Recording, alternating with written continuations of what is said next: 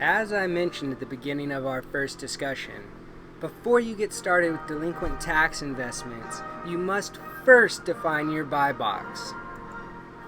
Are you looking to acquire properties or just earn profit through interest? Do you want to flip properties or do you want to rent them?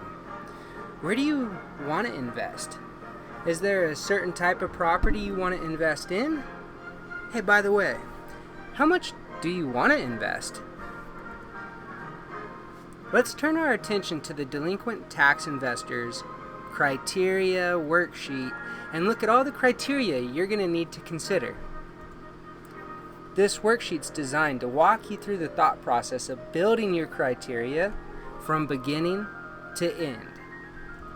And by completing each category, you should get a laser-focused description on your ideal real estate investment opportunities. This criteria building process begins with determining the foundational criteria. Let's jump in and start with the basics. Fair enough? Here you'll provide me with information like, who are you? What are your goals for delinquent tax investments? Which delinquent tax vehicle do you prefer? Let's take a deeper look so you'll know what to expect and how to complete the worksheet. For starters, what's your name? Where are you from? This helps me know who's completing the form and when the best time for me to contact him is. Now that I know you, tell me what you're looking to do. Are you looking to acquire properties or just earn profit through interest? Do you want to flip properties or do you want to hold them? Is there a certain type of home or property that you want to invest in? Then, the last basic component is which type of auction do you prefer? Do you want to bid in person or online? Do you want to buy deeds or do you want to invest in tax lien certificates? Maybe you want to pick a specific model and venue, but maybe you don't. And this is where you can tell me your preferences. Then, the location. The subcategories of location are meant to be reminders to investigate all these particulars of your prospective locations. Remember, real estate is ultimately a game of local comparative values. So the location you choose and the selections you make will affect the number of opportunities that are available to you. Call that your opportunity pool. When looking at location, some questions to ask are there favorable rental laws there? Does this neighborhood have a great school system? What is the crime rate? Do work, retail, or recreational centers nearby maybe make this property more marketable? Only by bearing in mind these factors can you truly make an informed decision about location. Next, the type. Do you want to invest in urban or rural properties? New construction or resale properties? These are broad classifications that can dictate the overall nature of any property, but this is also the time to decide whether the properties you invest in will be single-family homes, multifamily properties, or even vacant lots. Now, your economic criteria makeup will be the fourth area of our worksheet. You're going to need to evaluate your buying power to determine the price range that you can afford. Additionally, you'll need to be financially positioned to act quickly when properties become available. So when you buy a property, you really have two choices to make. You can buy at market value and expect or hope the value to increase.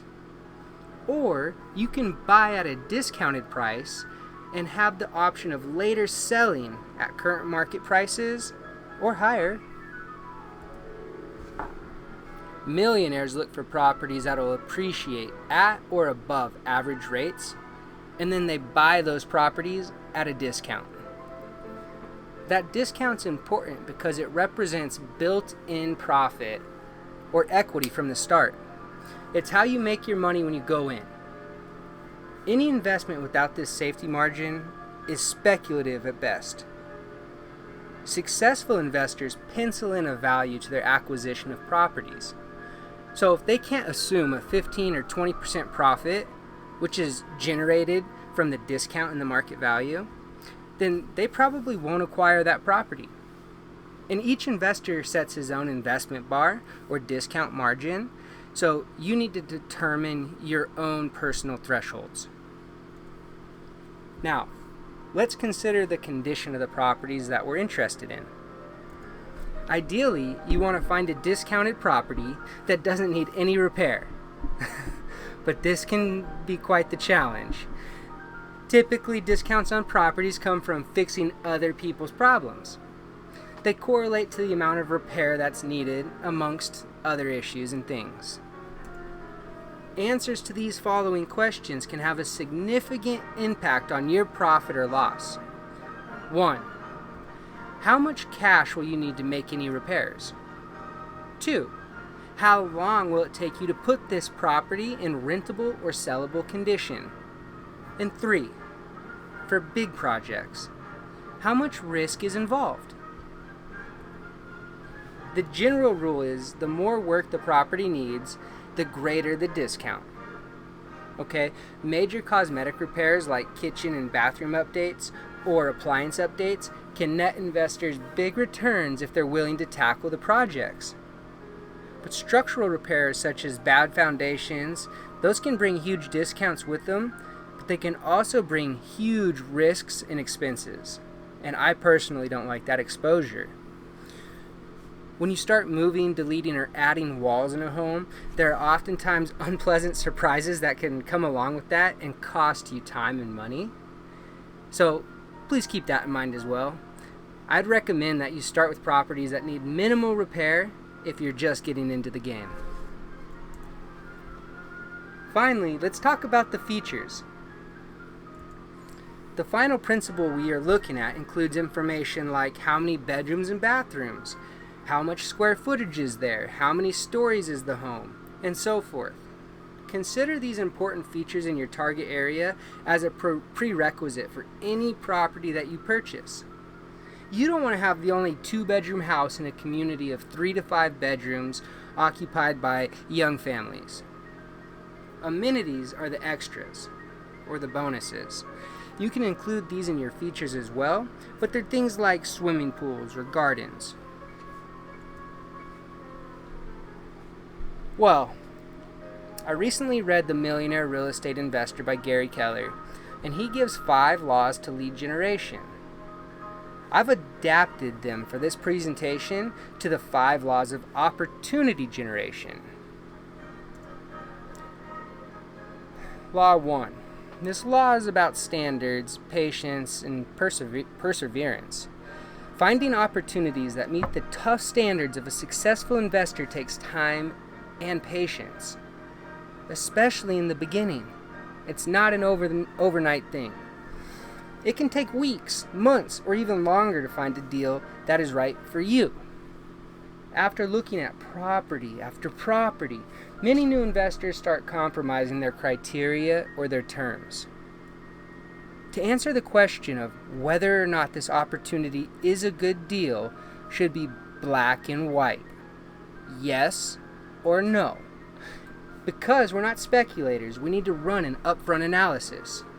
And with the correct analysis, you can establish your maximum bid price, which is if you can buy the property at this price or for less, you should do it. And if you can't, don't. Properties either meet your strict criteria or they don't. The terms either match yours or they don't. The strong desire to do a deal and just get in the game can lead to trouble and even loss. So be a shopper, which is law number 2. Be a shopper, not a buyer. While a buyer never leaves the store empty-handed, the shopper's happy to do so. Shoppers understand that it's far better to miss a good one than it is to buy a bad one. Success is based not on doing deals, but rather on doing great deals. Successful investors understand that investing is cyclical. That means there's times of plenty and there's times of scarcity.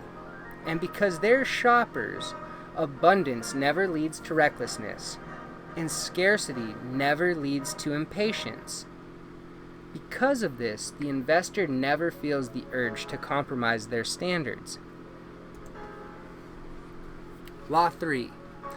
When other investors are vying for the same property as you, the very nature of competitive offers can make it difficult to win a bid, especially on your terms.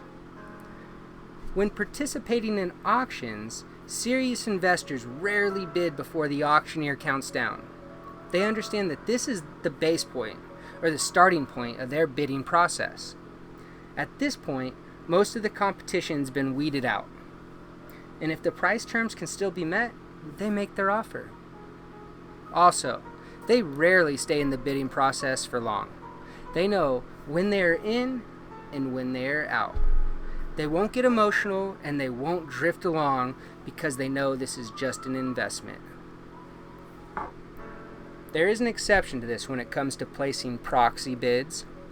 There's several strategies that we can discuss regarding online auctions and proxy bids.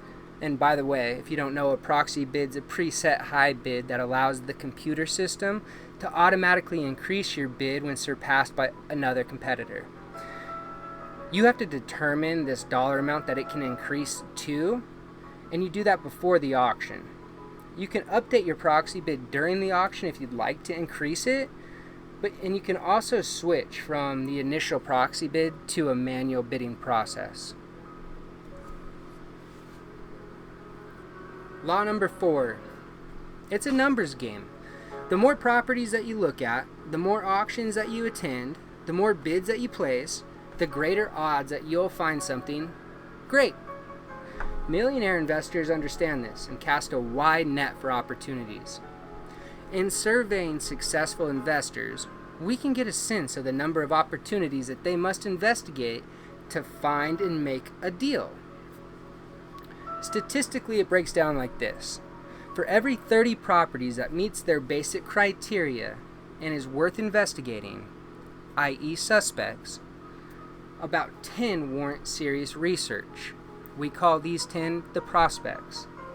And of these 10, they placed bids on 3 of them. And because their terms were as strict as their criteria, only one of those bids turned into a done deal.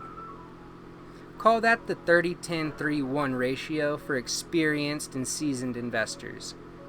Beginning investors, they'll probably have to look at 3 to maybe 5 times as many properties, which is 90 to 150 properties to find legitimate prospects.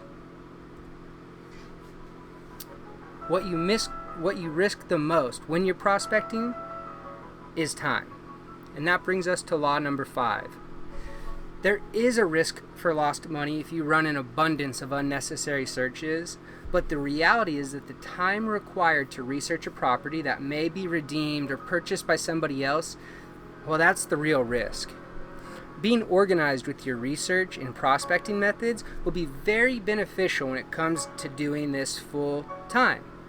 Oftentimes, if you want to research more than one county, or even more so, more than one state, the data will be overwhelming.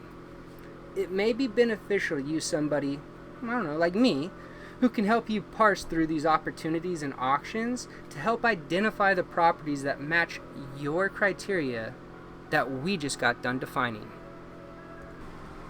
And you're in luck, because I'm currently enrolling clients. So take the first step. Request an appointment. Feel free to schedule a call with me. I'll be happy to discuss this entire process with you. You'll want to schedule this call to see how you can fortify your financial future.